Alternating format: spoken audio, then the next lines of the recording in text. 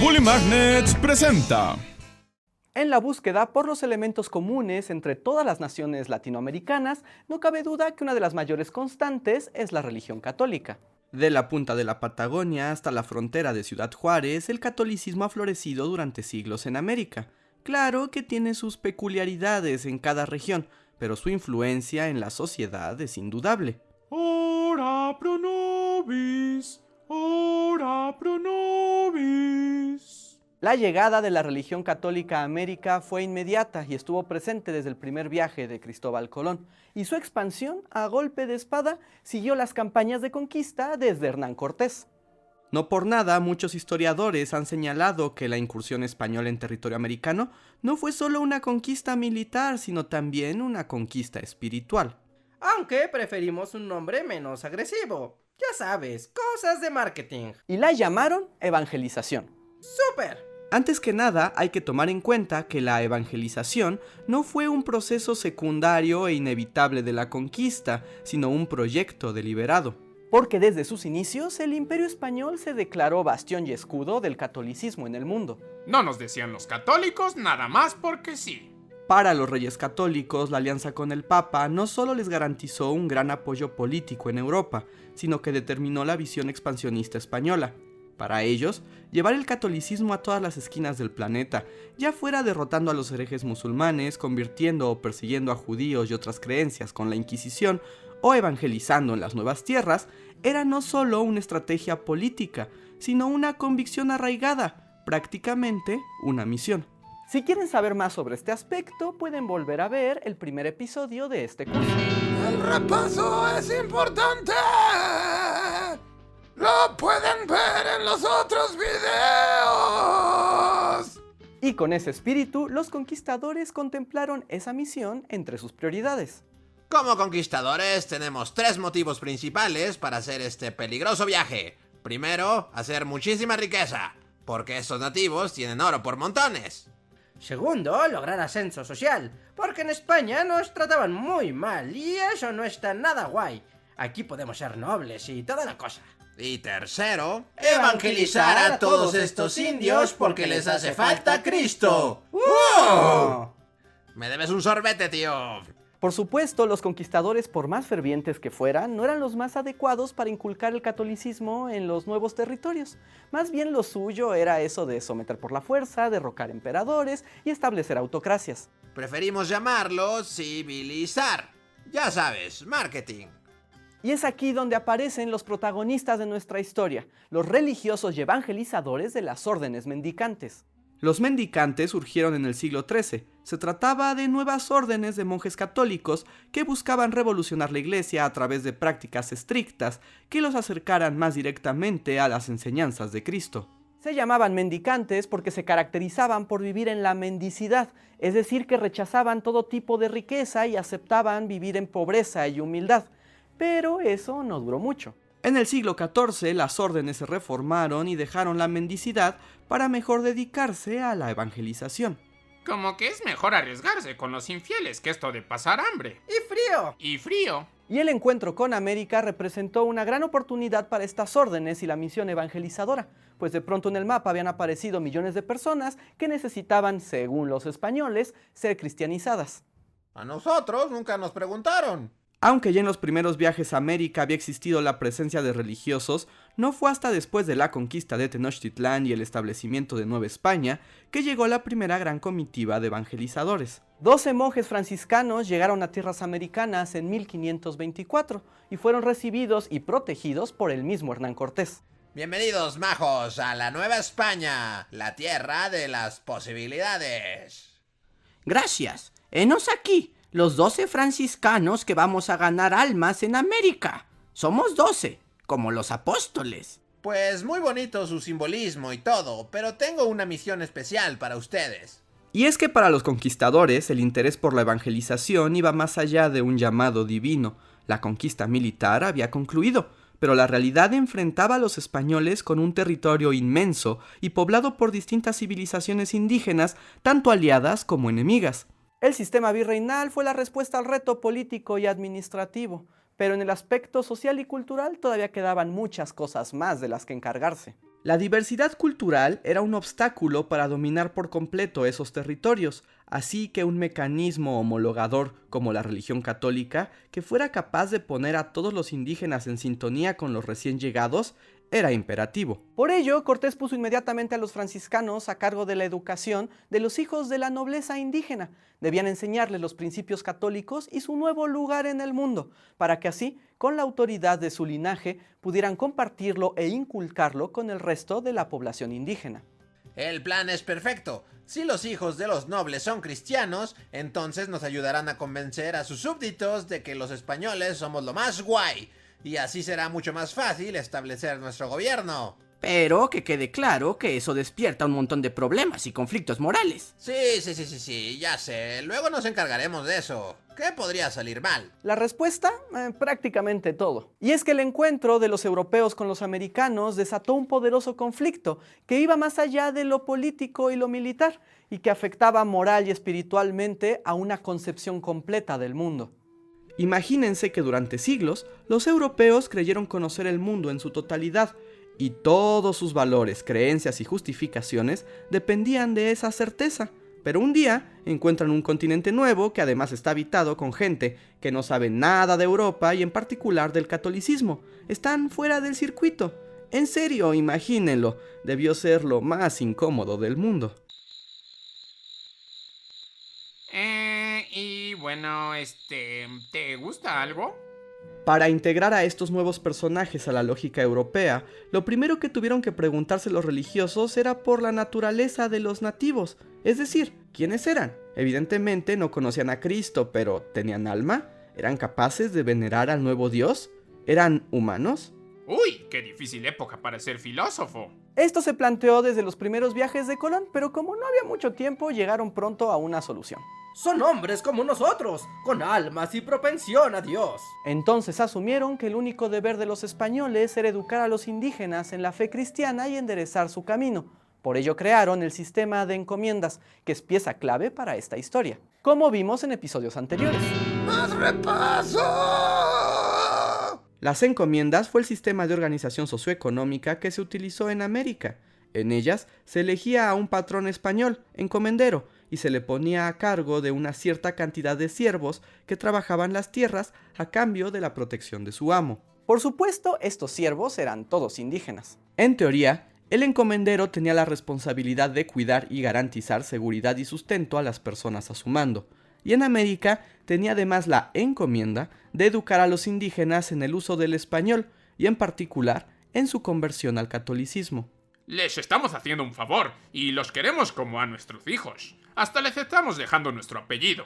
Ahora a trabajar, Newilpilli Sánchez. Lo cierto es que las encomiendas se convirtieron en una institución abusiva y de explotación. Los encomenderos no se preocupaban por los indígenas y los veían solo como una mano de obra forzada que les daba muchas ganancias. Además, como se les consideraba hombres libres que no podían ser esclavizados, ni siquiera los trataban como propiedad, por lo que sus condiciones eran a veces peores que en la esclavitud. Oh, la ironía de la vida. La encomienda se siguió expandiendo y fortaleciendo en los territorios americanos, y si algo quedaba claro para curas y sacerdotes es que no estaba cumpliendo su misión evangelizadora. En realidad, la encomienda no solo ignoraba a los nativos y las nuevas necesidades espirituales, sino que además se estaba convirtiendo en un acto sistemático de crueldad que iba en contra de todas las enseñanzas cristianas. Y los primeros en pegar el grito en el cielo fueron los religiosos, que además de ir a ganar nuevas almas, iban a cuidar que los españoles siguieran las reglas de la iglesia. Los traemos entre pecho, ceja y oreja. No lo olviden. Y el personaje más importante que alzó su voz en contra de las encomiendas y en defensa de los indígenas fue el fraile dominico Bartolomé de las Casas, quien ya estaba harto de la situación. Estoy harto de la situación. De las Casas fue un fraile sevillano que desde 1500 viajó al Caribe, tanto en su condición religiosa como de terrateniente. Vivió durante años en la isla de la Española, hoy Haití, como fraile y encomendero. Sus años en la encomienda le permitieron atestiguar el maltrato a los indígenas, por lo que renunció a sus propiedades y desde 1511 se dedicó por entero a su labor religiosa y a su defensa de los nativos americanos. Soy un héroe del pueblo. Bueno, en realidad de las Casas no fue el único ni el primero en cuestionar la conquista de América y los métodos que se utilizaban. De hecho, la legitimidad de España para andar conquistando pueblos americanos fue puesta en duda desde 1500. Las noticias de la brutalidad que usaron los españoles durante la conquista llegaron a Europa por medio de las órdenes mendicantes, y en unos pocos años ya se habían propagado por todos lados. ¡Es un escándalo! Las otras potencias europeas enemigas del Imperio Español no dudaron en avivar el fuego. Son unos salvajes. ¿Cómo se atreven a abusar de los pueblos nativos? Que los emperadores indios fueran idólatras no daba derecho a los españoles para despojarlos de su autoridad. Son unos abusivos y regicidas. Sí se dan cuenta que están haciendo las mismas cosas en África y el Caribe, ¿cierto? Para nada. No sea ridículo. De ese conflicto político de envidias entre imperios surgió la llamada leyenda negra española, aunque eso no quita que los españoles sí eran bien gandallas en América. Muchos pensadores, clérigos e intelectuales de Europa cuestionaban la autoridad de España sobre América. Entre ellos estaban Erasmo de Rotterdam, Tomás Moro y el dominico Francisco de Vitoria, que escribieron escandalizados sobre las crueldades de los conquistadores contra los nativos. Eso obligó a un álgido debate intelectual. ¿España tenía derecho a América? ¿Podían tratar a los indígenas como lo hacían? ¿Qué sentido tenía haber encontrado un nuevo continente para la lógica de los reinos europeos? ¡Soy yo! Empieza a hacer calor aquí. Y eso que usted no tiene que hacer todo el trabajo. En este contexto, las opiniones de las Casas sobre reformar las instituciones de la conquista parecerían aún más incómodas, pero la verdad es que le vinieron muy bien al Imperio Español. Porque el dominico se negaba a la encomienda, pero estaba a favor de la conquista española.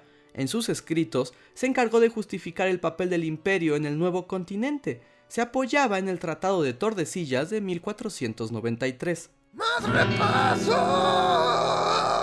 Y en la misión evangelizadora.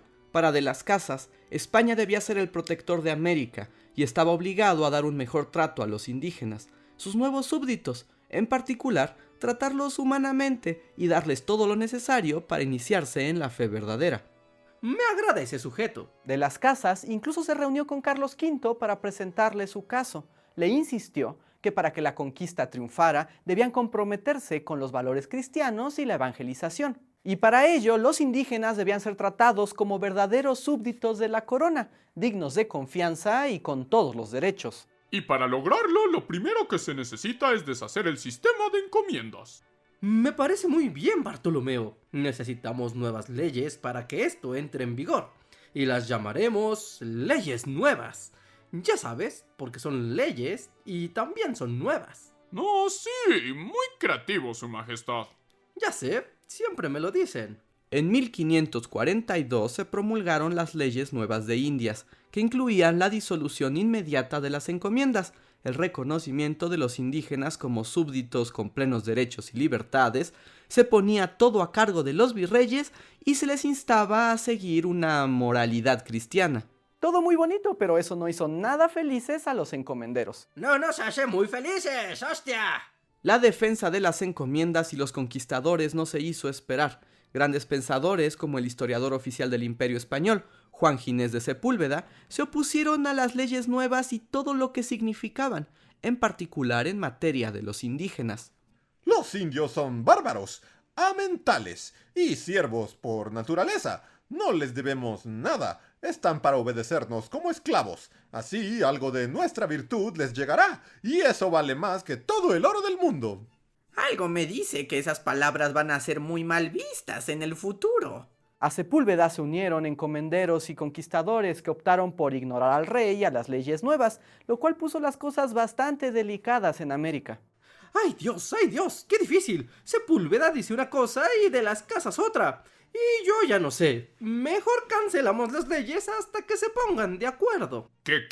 En 1546 se cancelaron las leyes nuevas y se convocó a Sepúlveda y a De las Casas a debatir sobre la naturaleza de los indígenas antes de tomar cualquier decisión, en la que probablemente sea una de las peleas filosóficas más emocionantes de la historia, mejor conocida como... La polémica de los naturales. ¿Los indios tienen alma?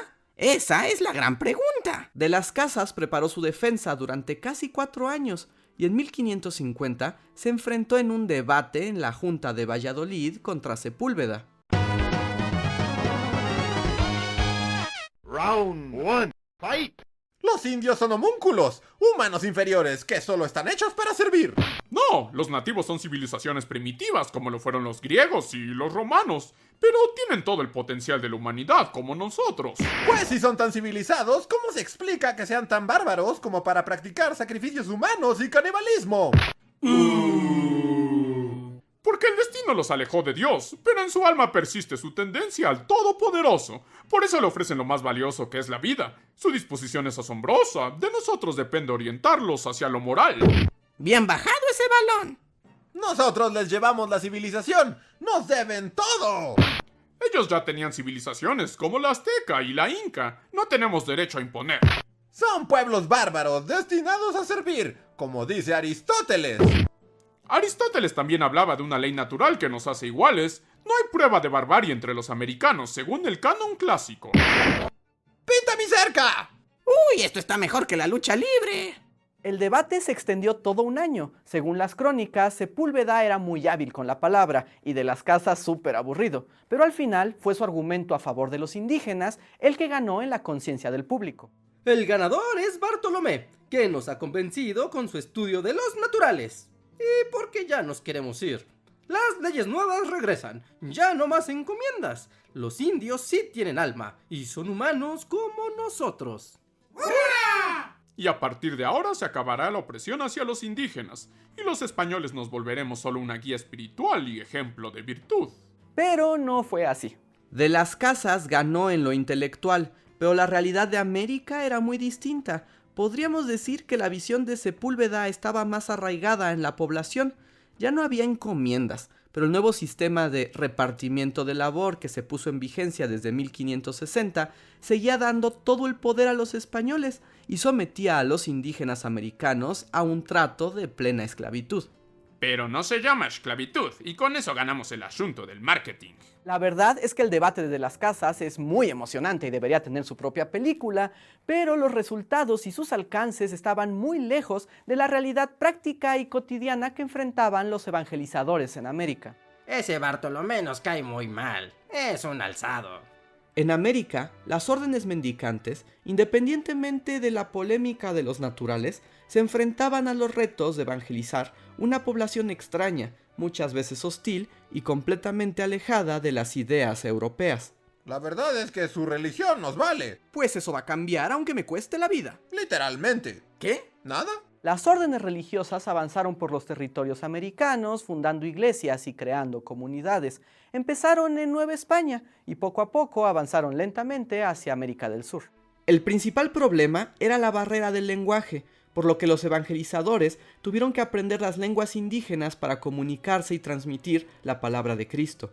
Esto los llevó naturalmente a convivir con las comunidades indígenas, aprender de sus costumbres y comprender también su visión del mundo. No somos tan diferentes como parece. Frailes como Toribio de Benavente, conocido mejor como Motolinía, Pedro de Gante o Bernardino de Sahagún, estudiaron a los indígenas desde dentro, se interesaron por sus historias, sus culturas, y se esforzaron por transmitirlas al resto del mundo. Algunos nos consideran los primeros etnógrafos de la historia. A estos frailes debemos mucho del conocimiento prehispánico que tenemos hoy en día. Escribieron gramáticas de las lenguas indígenas, registraron sus leyendas y les permitieron contar su versión de los hechos. Como el Códice Florentino, un documento creado por Sahagún y su comunidad de indígenas, en la que con las técnicas aztecas se contó la historia de la conquista y la situación de Nueva España, que luego se mandó a Europa para conocimiento del Papa. Los frailes tenían en alta estima a los indígenas, pues creían que América, como un territorio virgen, les daba la oportunidad de crear un paraíso en la tierra, como decía Santo Tomás en sus enseñanzas. Algunos curas incluso intentaron que la evangelización de los indios se diera alejada de los europeos, pues temían que el contacto español los corrompería, pero al final esa actitud se convirtió en un paternalismo que negaba la visión de los indígenas como hombres adultos y libres. Ustedes son como niñotes, así que háganos caso si quieren ser virtuosos. Y nunca desobedezcan a los adultos, que somos nosotros, los españoles. Entre 1523 y 1530, la evangelización fue lenta y violenta. Los indígenas se resistían a la nueva religión, en particular porque los curas quemaban sus templos, sus imágenes y todo lo que consideraban sagrado. ¡Mueran las idolatrías! A partir de 1535, la situación de los evangelizadores mejoró. Primero, porque el control político y militar de los europeos se fortaleció. Y segundo, porque las órdenes mendicantes cambiaron sus métodos. En vez de una imposición directa, los estudios de los misioneros abrieron el camino para el sincretismo, es decir, se utilizaban las creencias locales y se les otorgaba un sentido cristiano nuevo para que fueran más fáciles de asimilar. Y es que su diosa Coatlicue, con todo y sus escamas y cabeza de víbora y collar de corazones humanos, en realidad solo es una manifestación de la Virgen María. Incluso cuando mató a las hordas de sus enemigos con sus poderes de diosa serpiente. Sí, igualito que la Virgen. Eso en Nueva España, porque en el caso de Perú se asumía que los indígenas eran monoteístas porque seguían a una sola deidad solar. Y por eso el sol es igual a Cristo. Uy, eso fue fácil. Por supuesto, uno de los casos más famosos y con mayor efecto es el de la Virgen de Guadalupe, que mezcló elementos nativos con la mitología cristiana para dar forma a un símbolo que persiste hasta nuestros días. Siempre la número 1. Para facilitar la evangelización, las órdenes también se encargaron de transmitir los sacramentos en lenguas nativas, aunque conservaban los términos teológicos en español. El objetivo final era enseñar castellano a los nativos, pero iban un paso a la vez. Más que versar a los indígenas sobre teología, los sacerdotes se conformaban con que memorizaran el catecismo y tomaran los sacramentos más básicos, el matrimonio, el bautizo y la confesión. Los evangelizadores utilizaron múltiples estrategias para integrar el catolicismo a las relaciones sociales y simbólicas de la comunidad. Se emplearon imágenes, textos, obras de teatro y muchas celebraciones. Les presento el Santoral, fiestas católicas y días de asueto todo el año. Les aseguro que Huitzilopochtli no les ofrece algo así. Poco a poco, las misiones fueron expandiéndose e integrando a los indígenas a la religión católica.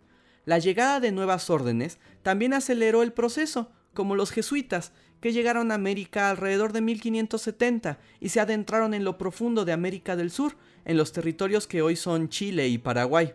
Justo como esa película con Robert De Niro y Jeremy Irons.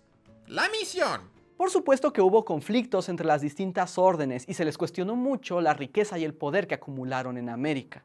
Pero estas órdenes lograron evangelizar a todo un continente. Para el siglo XVII, la evangelización se consideró un éxito y ligó irremediablemente a las sociedades americanas, indias, mestizas y criollas con la religión católica. La Iglesia se convirtió en el centro de la vida social y en la identidad común para los distintos pueblos latinoamericanos. Misma identidad que sería también utilizada por los criollos durante las independencias americanas, pero esa es otra historia. La evangelización fue un gran logro para el Imperio Español y su papel de protector de la Iglesia Católica, en particular porque en las mismas fechas se daba en Europa el proceso de contrarreforma para combatir al protestantismo y asegurar las almas de América. Para el Vaticano era un gran logro. En tu cara, Lutero. Y con la conquista consolidando el poder político y la evangelización, la unidad social, los virreinatos florecerían como sociedades únicas nunca antes vistas, de las que sabremos mucho más en los próximos episodios de El Imperio Americano.